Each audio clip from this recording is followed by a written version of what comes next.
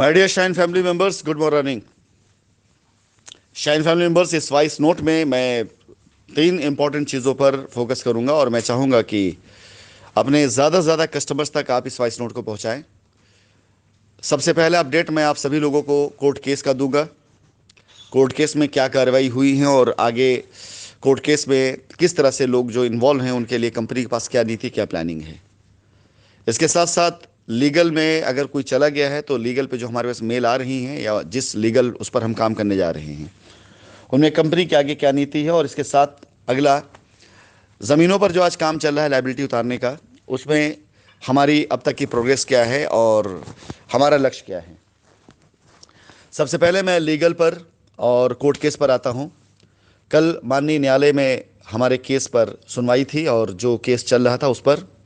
इससे पहले कोई आपके पास अनाप शनाप सूचनाएं, न्यूज़ भेजे, मैं आप लोगों को खुद बताना चाहूँगा ताकि आप सभी जो लीगल पर गए हैं और जो लीगल पे नहीं गए हैं अपने अगले कदम को निर्धारित कर सकें कि आपको किस कदम पर जाना है। सबसे पहले तो कोर्ट में जो अगली तारीख है वो आगामी माह की 4 तारीख को फाइनल की गई है, यानी 4 तारीख एक बार फिर से लग चुकी है। मैं बताना चाहूँगा कि जनवरी से लेकर के ये अगर हम अब तक का देखें तकरीबन 8 से 9 महीने के आसपास का जो समय बीता है, इस समय सीमा के अंदर सभी ने, जिन जिन लोगों ने भी, चाहे वो पीआईएल डाली हो या जो बाद में अभी कंपनी के द्वारा, कंपनी की तरफ से किए गए प्रयासों के बाद, कंपनी की जूम मीटिंग में बताई गई सूचनाओं के बाद जिन लोगों ने अटैच करना शुरू किया है अपनी पीआईएल, अपनी उसको, मैं इस बात को लेकर के रियली धन्यवाद भी दूंगा। हमारे यहाँ के कानून व्यवस्थाओं को भी धन्यवाद देना चाहूँगा। मैं उन लोगों को जो कानून पर भरोसा करते हैं, और हमारे लिए ज़्यादा आसान हो जाता है जब हमारे सामने एग्जैक्ट डेटा आता है। एग्जैक्ट डेटा का मतलब कि अगर आज की तारीख में किसी ने क्लेम कर रखा है 10 लाख रुपए का, तो वो सिर्फ क्लेम है पुलिस कंप्लेन में, लेकिन माननीय न्यायालय में जाने के बाद जब उसी की बाकायदा पूरी तरीके से छानबीन करके ये देखा जाएगा कि हाँ, ये 10 लाख रुपए 10 लाख रुपए ही आया है, या ऐसा तो नहीं कि इसमें 2 लाख 3 लाख रुपए ही सिर्फ आया है और क्लेम 10 लाख रुपए किया जा रहा है। इस तरह की चीज़ें हमारे लिए बहुत आसान भी हो जाती हैं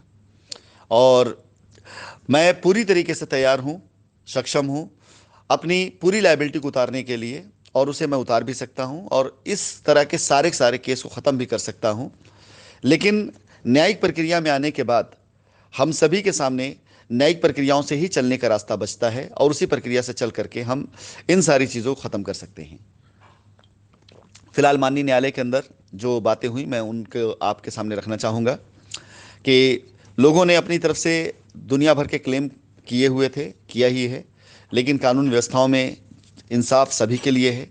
और न्यायालय में उन्हीं बातों को माना जाता है या माना जाने का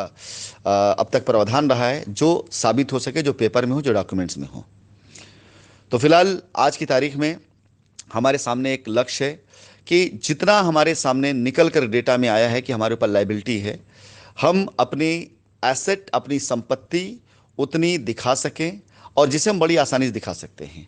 जिसे बहुत आसानी से हम दे सकते हैं कि हाँ, इतना हमारे पास संपत्ति, संपत्तियों को बेच करके हम अपनी सारी लायबिलिटी ख़त्म कर सकते हैं। ये हमारे लिए सबसे उचित और सबसे बेहतर रास्ता रहा है और हम इस कार्य को कर रहे हैं, ये भी हम अपनी तरफ से साबित कर रहे हैं और ये सारे डेटा हमारे तैयार भी हो रहे हैं। जिन जिन लोगों ने अपनी कंप्लेन नहीं कराई हुई, जिन्होंने एफआईआर नहीं कराया हुआ है, उन सभी के द्वारा जो सहयोग कंपनी को मिल रहा है, कंपनी उनकी लायबिलिटी उतारने में जो सहयोग कर रही है, वो सारा डेटा, वो सारा रिकॉर्ड हमारे लिए बहुत ही काम आने वाला है, हम सबके लिए बहुत काम आने वाला है, जो पीछे हम कर चुके हैं कार्य और जो इस पीछे किया जा रहा है। इसीलिए मैंने अपने सभी लोगों को पूरी तरह से निवेदन किया था कि जो न्यायालय में गए हैं उनके लिए न्यायिक प्रक्रियाओं से ही हम आएंगे, और जो न्यायालय में नहीं गए हैं उनके लिए हमारे पास आज की तारीख में जो हमारे रास्ते हैं उस रास्ते पे चलें, हम उस रास्ते पर उनका पूरा सहयोग करेंगे, पूरी तरीके से उनका सपोर्ट करेंगे, समर्थन करेंगे। तो फिलहाल अगली तारीख जो आने वाली है उस तारीख में हम अपने पूरे डेटा के साथ में, पूरे रिकॉर्ड के साथ में न्यायालय के समक्ष मौजूद रहेंगे कि हाँ, हमारे पास अब तक हम पर जो क्लेम किया गया है उस क्लेम को निपटाने का पूरा सामर्थ्य, पूरी इतनी लैंड बैंक हमारे पास है जिसको हम बेच करके लायबिलिटी ख़त्म कर सकते हैं। लेकिन जिन लोगों ने क्लेम किया है उन लोगों से उनके क्लेम का एक ओरिजिनल डॉक्यूमेंट्स ले लिया जाए, ताकि सामने से जो क्लेम आया है वो क्लेम वाकई में लीगल है या सिर्फ शब्दों में बना कर दिया गया है। मैं सभी के सभी ग्राहकों से, कस्टमरों से ये कहना चाहूँगा कि जो लोग लीगल में जा रहे हैं, ये मेरी तरफ से आपको कहने वाले शब्द नहीं हैं, लेकिन फिर भी क्योंकि कंपनी लायबिलिटी ख़त्म करना चाहती है, इसलिए मैं अनुरोध करूँगा कि आपके पास जिन जिन ट्रांजेक्शन्स के आपके पास में डिटेल हो, जिन जिन ट्रांजैक्शन को आप प्रूव कर सकें कि हाँ आपने ये पैसा कंपनी को दिया है, कृपया करके आप उन्हीं ट्रांजैक्शन को क्लेम करें। अगर आपने ऐसे ट्रांजैक्शन क्लेम करें जो आपने नहीं दिए हैं लेकिन किसी ने आपसे बढ़ा चढ़ा के लिख लिया है या करवा दिया है, ऐसे ट्रांजैक्शन के एविडेंस और डॉक्यूमेंट्स आपको देने पड़ेंगे। आज नहीं कल कंपनी अपनी तरफ से माननीय न्यायालय में निवेदन करेगी इस बात को लेकर के कि जिन जिन कस्टमर्स ने क्लेम किया हुआ है, कृपया करके उनसे उचित डॉक्यूमेंट ज़रूर मांग लिया जाए ताकि हम भी एक बार वेरीफाई कर सकें। फिलहाल मैं आप लोगों से एक बात और कहना चाहूँगा कि जब से हमारे ऑफिसेज बंद हुए हैं या हमारे बैंक अकाउंट सीज हुए हैं, जब तक ये सारे ओपन नहीं हो जाते हैं, आप खुद समझदार हैं, तब तक ये वेरीफाई भी नहीं किया जा सकता है। इसलिए हम भी चाहेंगे कि जल्द से जल्द न्यायिक प्रक्रियाओं में जो चीज़ें चल रही हैं, जल्द से जल्द उन चीज़ों पर हमें भी रास्ता मिले और हम भी अपने कस्टमर्स को एक बार सारे डॉक्यूमेंट्स वेरीफाई करके जिन लोगों ने न्यायिक प्रक्रिया में जा करके क्लेम किया है उनके रास्ते को हम उसी तरीके से दे सकें। इसके साथ साथ जिन लोगों ने कंप्लेंट्स करी हुई हैं लेकिन उनको लगता है कि हाँ इन प्रक्रियाओं में थोड़ा सा समय लग रहा है और वो आज के दिए गए रास्तों पर चलने के लिए तैयार हैं, उन सभी लोगों के सामने हमने एक ईमेल आईडी दी हुई है। 15 तारीख से पहले आप उस ईमेल आईडी पर मेल करके,